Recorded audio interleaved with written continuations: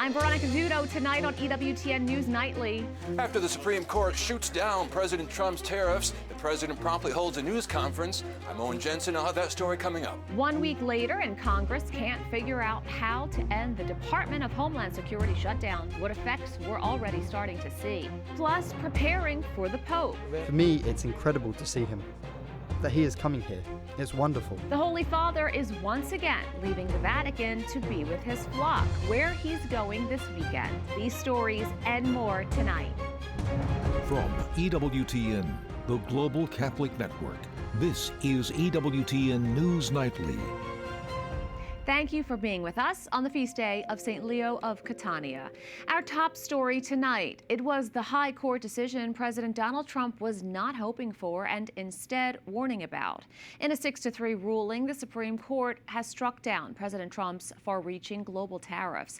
And tonight, he's dealing with a major legal defeat. President Trump responded saying 4 foreign countries that have been ripping us off for years are ecstatic, dancing in the streets, but they won't be dancing for long.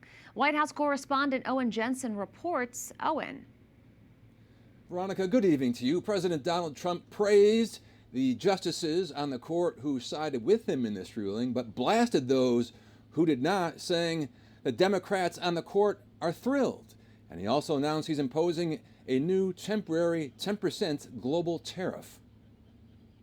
The Supreme Court's ruling on tariffs is deeply disappointing. And President Donald Trump tells a jam-packed briefing room in a previously unscheduled news conference. And I'm ashamed of certain members of the court, absolutely ashamed, for not having the courage to do what's right for our country. The decision centers on the tariffs President Trump unilaterally imposed under an emergency powers law, including the sweeping reciprocal tariffs levied on nearly every other country.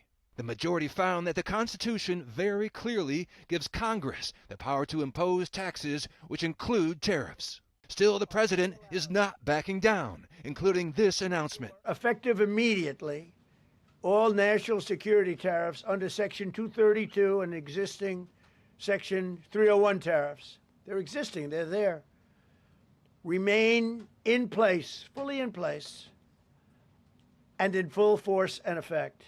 I asked the president about an earlier Truth Social post he made. Mr. President, sir, you warned once in a social media post that if the Supreme Court did this, shot down your tariffs, the U.S. would be, quote, financially defenseless. Are we financially defenseless right now? Because we're doing something in a different way.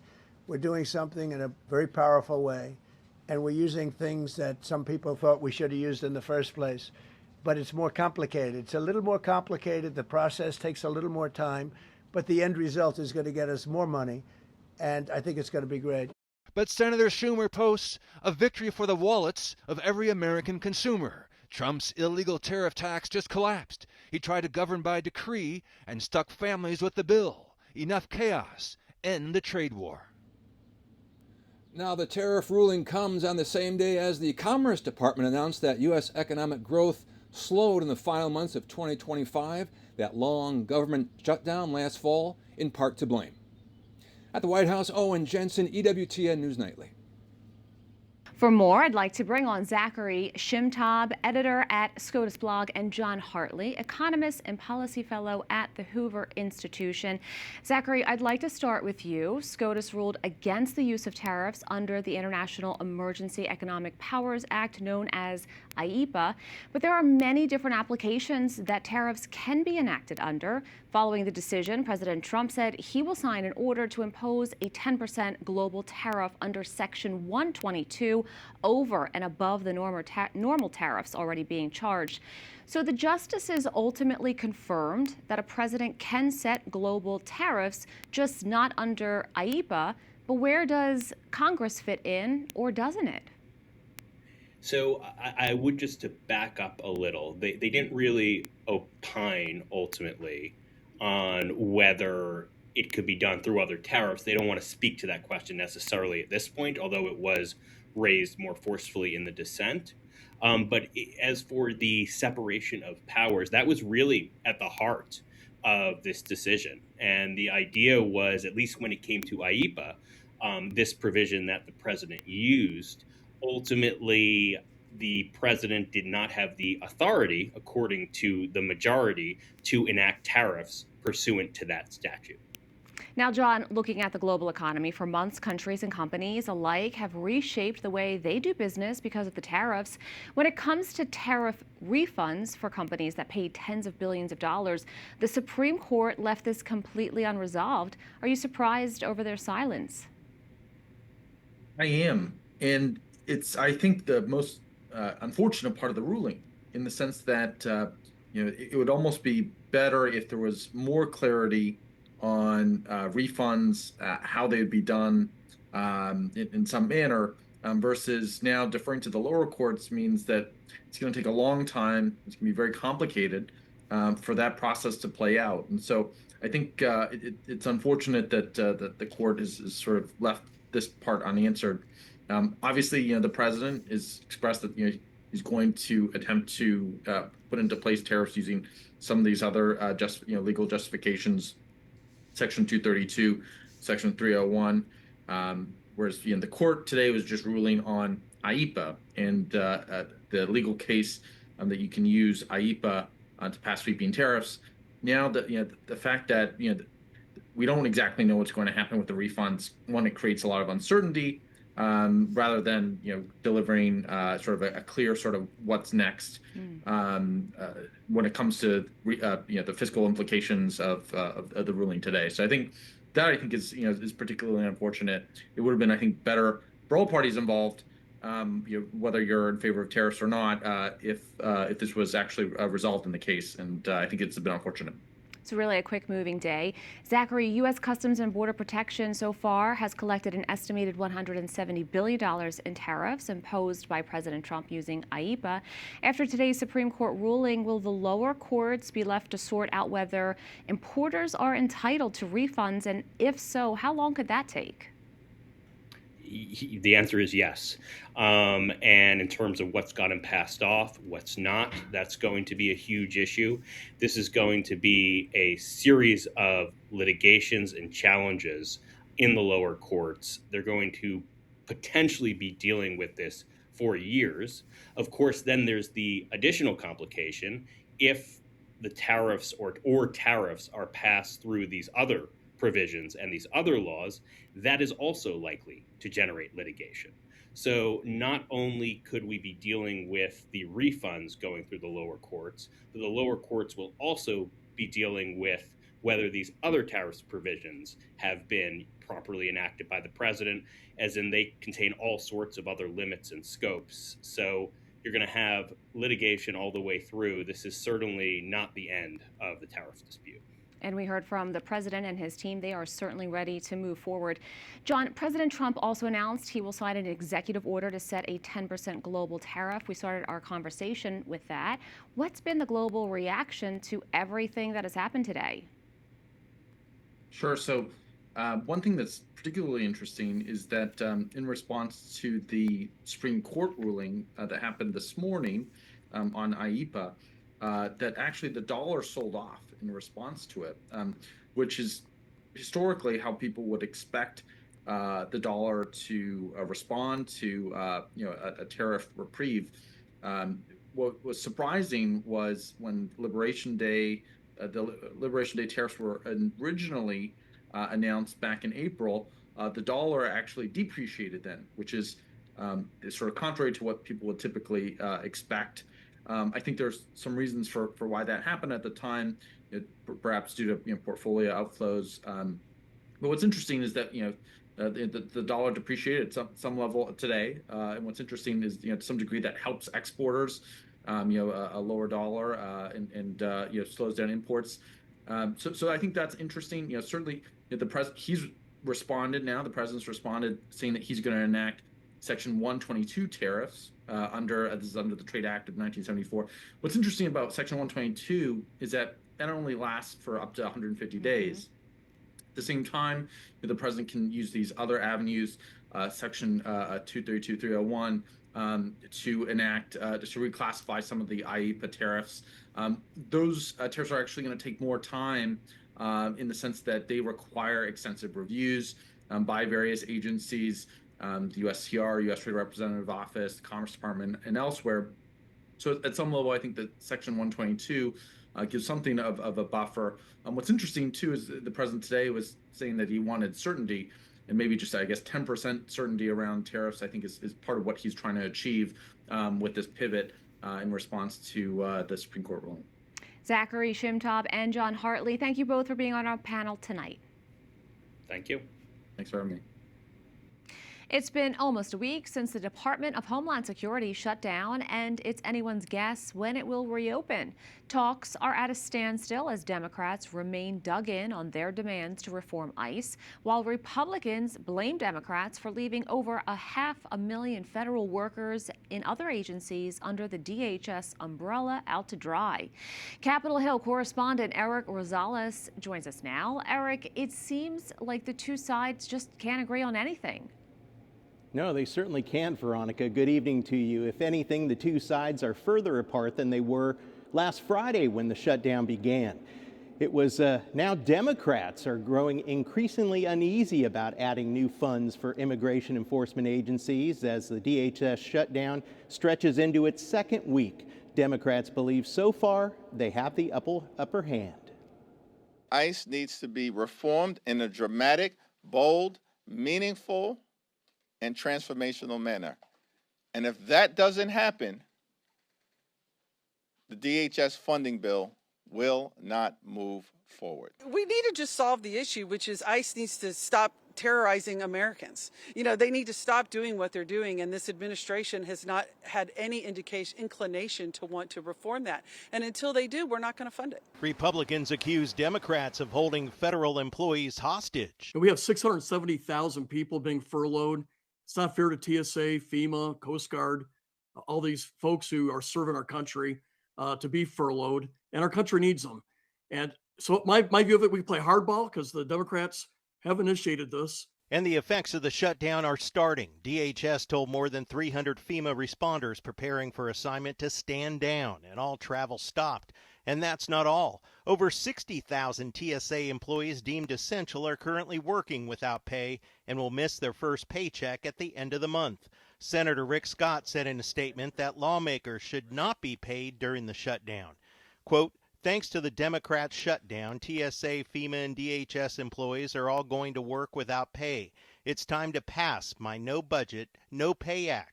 If federal workers don't get paid because Congress fails to pass a budget, then members shouldn't get paid either. If the Republicans think that just because they have money for ICE and that it's okay not to pay TSA, not to pay Secret Service, not to pay the Coast Guard, then they're in for a difficult road. We're watching two agencies very closely. That's the U.S. Coast Guard and the U.S. Secret Service. Now, most of their employees are considered essential, so they're basically working without pay right now. And they, too, won't get paychecks unless DHS moves some money around. They did that during the last fall's 43-day shutdown. But bottom line, the shutdown drags on, and there doesn't seem to be much urgency among lawmakers to reach a deal. Many of them are still in their districts. At the Capitol, Eric Rosales, EWTN News Nightly. We have a lot more still to come on EWTN News Nightly. Surprise meeting. A week after their Catholic school was vandalized, students got to meet the Holy Father. We talked to the trip leader about what Pope Leo had to say. And the hits keep coming for the former Prince Andrew, what his recent arrest means for him and the British monarchy.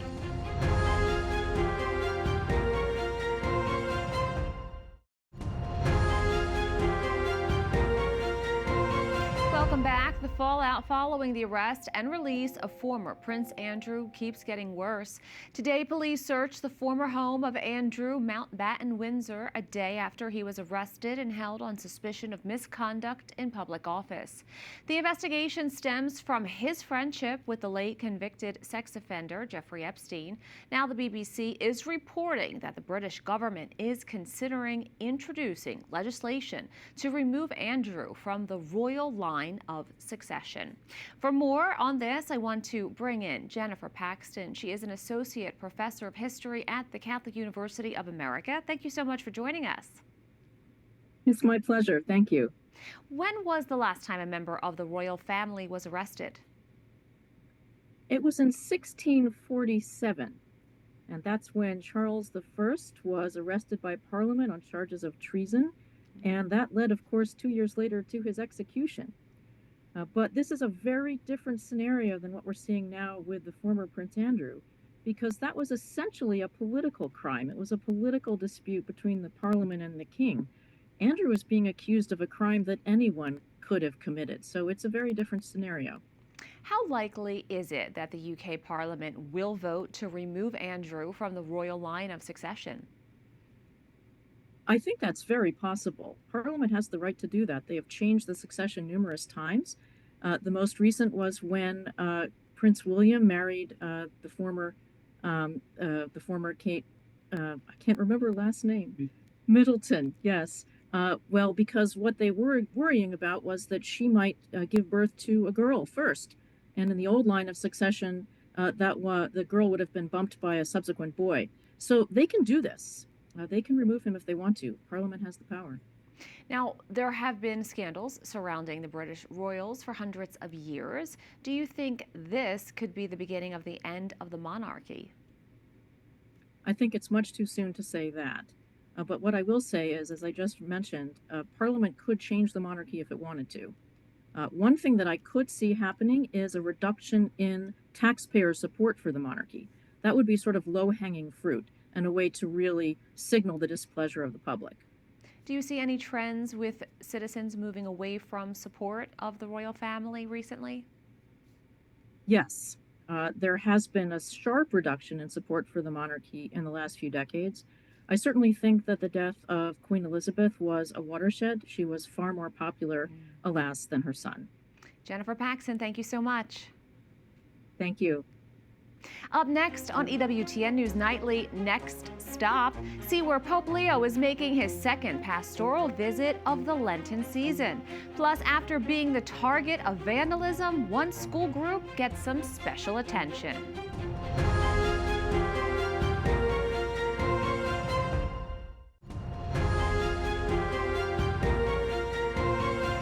Touches are being made at the Sacred Heart of Jesus Basilica for the Lenten visit of Pope Leo XIV this Sunday. EWTN News Vatican correspondent Valentina Di Donato has more. I volunteer here for God, for the people who come here who need help. Just steps from the hustle and bustle of the Termini train station, where thousands pass through each day, stands a church rooted in stillness and service, the Basilica of the Sacred Heart of Jesus. In this neighborhood of Castro Pretorio, faith meets the margins. Joshua Fabrizio Lara Mauricio is one of the missionary volunteers who serves here daily, offering food, clothing, and something harder to measure, dignity. Migrants arriving with suitcases, the homeless seeking shelter, travelers with nowhere else to go. And this Lent, this parish becomes a focal point for the Universal Church. It is the second of 5 Roman parishes Pope Leo XIV will visit during the Lenten season, bringing the Holy Father directly into one of the city's most transient communities. And for Joshua, the visit feels deeply personal. For me, it's incredible to see him, that he is coming here.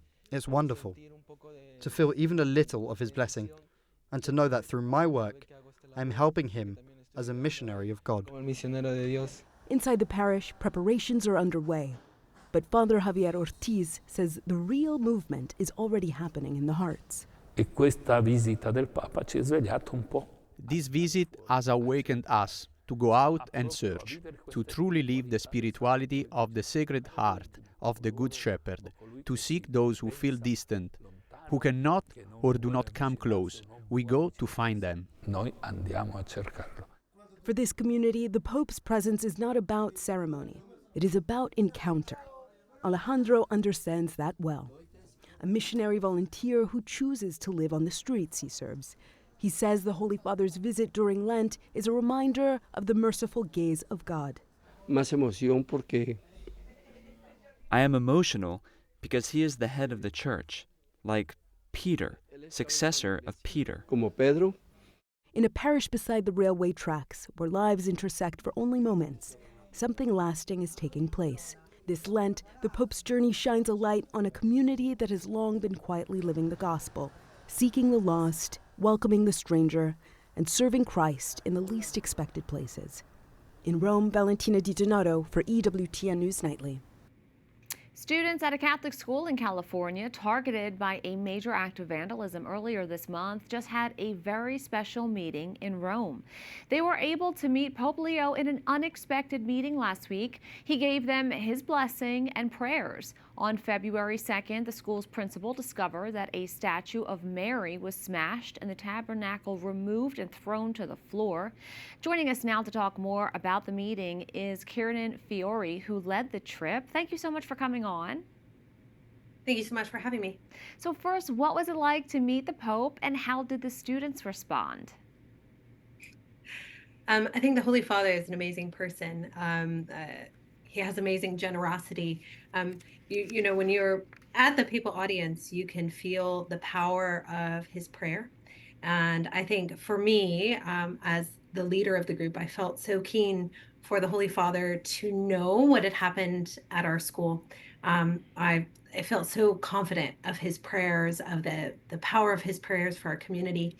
I think it was particularly special for the students because this group of seniors had been the only ones we had taken in to see our school hall and chapel after it was vandalized.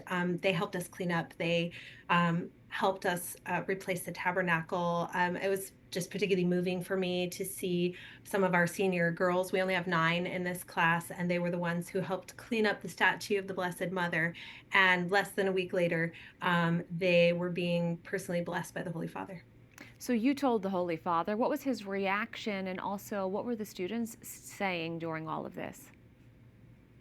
Most of the students were too struck dumb to say anything at all. And afterwards, they, of course, thought of all the things they wanted to say.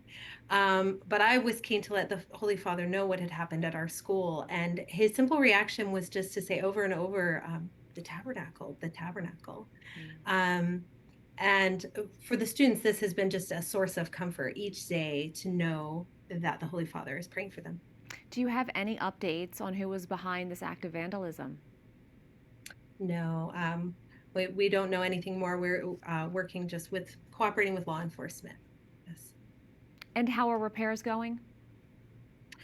Amazing. Our community is just truly blessed. I mean, our community turned out to help clean up and repair things in the hall. We had local carpenters help do immediate repairs, but then through the generosity of the broader community, we are going to be able to fully restore everything that was destroyed. The most powerful thing for us is that we do have the funds and someone to restore our Blessed Mother statue, which has been with the school since 1958 and with the parish longer. Wonderful news. Kieran Fiore, thank you so much. Thank you. We thank you for watching tonight. Remember, you can follow us on social media, YouTube, Facebook, X, and Instagram at EWTN News Nightly. I'm Veronica Dudo. Good night and God bless.